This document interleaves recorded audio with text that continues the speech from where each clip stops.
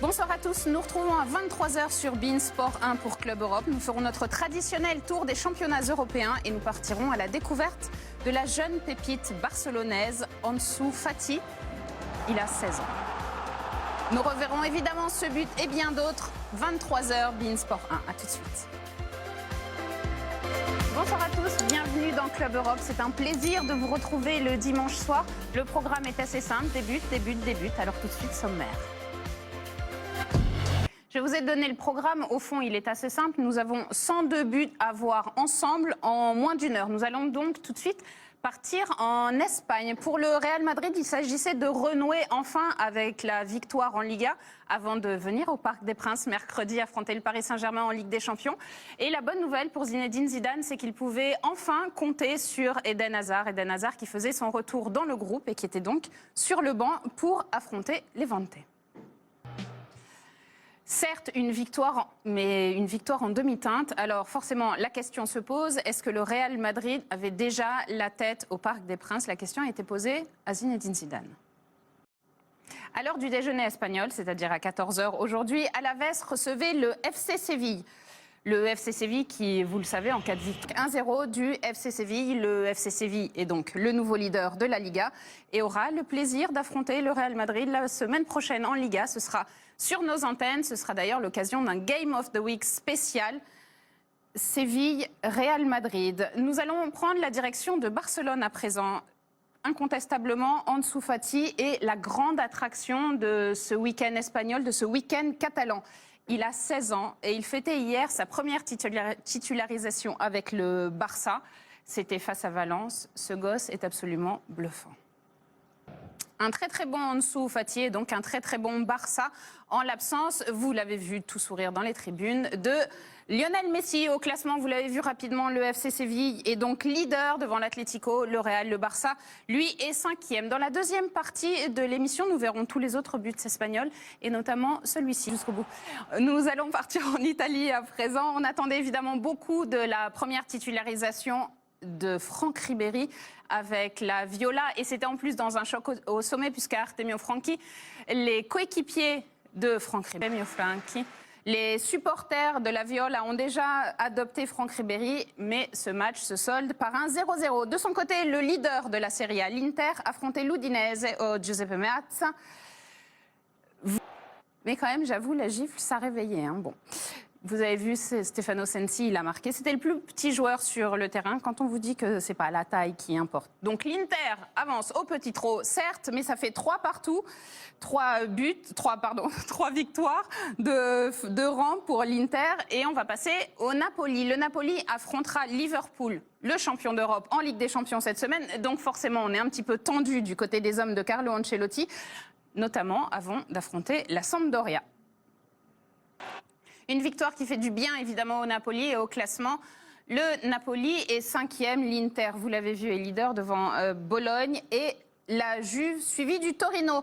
Tout à l'heure, nous reverrons en long. Alors, on aurait pu d'ailleurs voir ce but en Bundesliga. Nous allons prendre la direction de l'Allemagne pour le match au sommet entre Leipzig, leader, et le Bayern, 3e.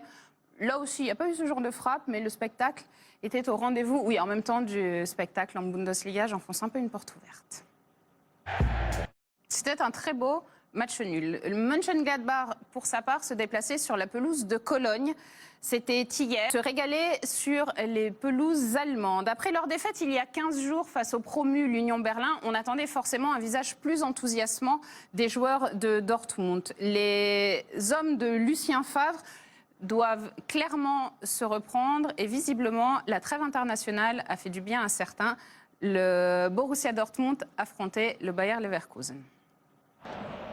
Petit coup d'œil rapide à ce que ça donne au classement. Leipzig est donc en tête devant le Borussia Dortmund. Le Bayern est 4e.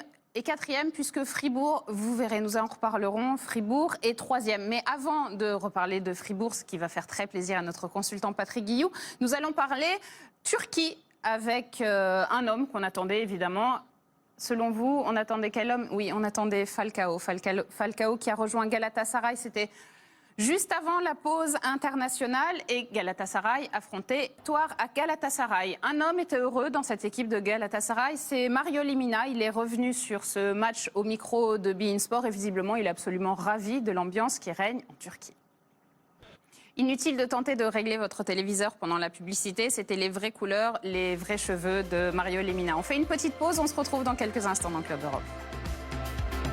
Nous sommes de retour dans Club Europe. Je vous avais promis de nombreux buts. Nous allons revoir tout de suite ce qui s'est passé dans la première parce que c'est tellement exagéré la réaction derrière.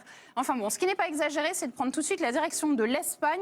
Je vous avais montré tout à l'heure un but de la Real Sociedad pour vous donner envie de voir le reste. La Real Sociedad recevait l'Atlético Madrid. Donc vous comprenez de l'Atlético Madrid. Emmanuel Barthes, pour sa part, vous raconte tout ce qu'il s'est passé dans cette troisième journée de Liga. Il restait un match dans cette quatrième journée de Liga. Le Betis recevait Retafe, c'était ce soir, juste avant Séville. Le pénalty transformé pour le Betis par Joaquin. Nous allons jeter un coup d'œil à tous les résultats de cette quatrième. Nous allons prendre pour changer la direction de l'Italie. Je sais que vous avez l'habitude normalement d'aller en Allemagne, mais là on change. On change parce que c'est moi qui ai décidé. D'ailleurs, Vincent Pochuli, il avait vraiment insisté pour vous montrer uniquement l'élégance des entraîneurs italiens et j'ai réussi quand même à obtenir le fait que vous puissiez voir tous les buts de cette troisième journée de Serie A. Sanoglou, c'est Piatek qui transforme le pénalty après la faute sur Sanoglou. Ça fait 1-0 pour le Milan AC. Ça va pas vraiment beaucoup mieux pour le Milan AC. Nous allons jeter un coup d'œil à tous les résultats à la prochaine journée. La Lazio, ce sera dimanche soir, juste avant Club Europe. Et nous verrons tout cela, évidemment, comme tout le reste, parce que quand je vous promets de voir des buts, vous les voyez tous. Et d'ailleurs, si vous voulez en voir encore et des spectaculaires, nous allons filer en Allemagne. Patrick Guillou, notre consultant spécialiste S-Bundesliga, m'a demandé de ne parler que de Fribourg. Alors évidemment, ce n'était pas possible vu les résultats de Dortmund et du Bayern. Pourquoi souhaitait-il parler que de Fribourg? Alors certes, c'est parce que c'est son ancien club, mais surtout parce que Fribourg se déplaçait sur la pelouse d'Offenheim. Fribourg est donc troisième au classement. C'était ça, le grand plaisir de Patrick Guillou. Vous l'entendrez, il vous en parlera sans doute demain soir dans l'édition du lundi d'Omar Sefoot. Tous les autres buts allemands que vous n'avez pas encore vus, c'est avec Florent Martin. Petit coup d'œil à ce qui vous attend la semaine prochaine en but. La direction de la Turquie. Les deux leaders, Alanyaspor et Fenerbahçe, jouent demain. Donc forcément, on ne va pas vous montrer la journée complète de Super League. Mais en attendant, Beşiktaş se déplaçait sur la pelouse de Gazişehir. Ça ne suffit pas pour Beşiktaş qui s'incline donc face à Gazişehir, le promu. Défaite 3-2. Tout ce que vous n'avez pas encore pu voir de cette journée de Super League qui est amputée, vous le savez, d'Alanyaspor et de Fenerbahçe, c'est Benjamin Lamy qui vous le raconte. Jetons tout de suite un coup d'œil à la prochaine journée de supplément de la Super League turque. Je vous avais promis 102 buts. Ce soir, vous avez vu 102 buts. Mais on a quand même un petit bonbon toujours à la fin. C'est un petit bonbon des États-Unis, mais c'est un bonbon qui fait pas mal aux dents. Les 3 plus beaux buts de MLS, en tout cas ceux qu'on a choisis comme les plus beaux, vous allez voir, il y a des visages que vous connaissez bien. Super Nani, nous on aime bien nos petits bonbons américains en fin d'émission comme ça. Mais ce qu'on aime par-dessus tout, c'est Omar Da Fonseca que l'on retrouvera désormais le lundi et le jeudi. Double dose de Omar. La première du lundi d'Omar Sefoot, c'est demain. Vous pourrez retrouver un présent dans la rédaction. Ça fera une joyeuse bande de joyeuderie, en tout cas joyeux, je l'espère. Nous nous retrouverons jeudi évidemment dans Omar Sefoot. Je vous conseille, si vous n'avez pas sommeil, il y a des insomniaques, moi je vais peut-être... C'est très instructif en fait, c'est très impressionnant comme sport. Il me reste à remercier notre réalisateur Didier Frely ainsi que toutes ses équipes ici autour de moi en plateau. Un grand merci à Nicolas Ebersviller, Benjamin Bonnet, Étienne Dunier et Omar Altoundag qui m'ont aidé à préparer cette émission. Je vous donne rendez-vous la semaine prochaine et nous nous quittons avec les plus beaux buts du week-end. Je vous embrasse, à dimanche prochain.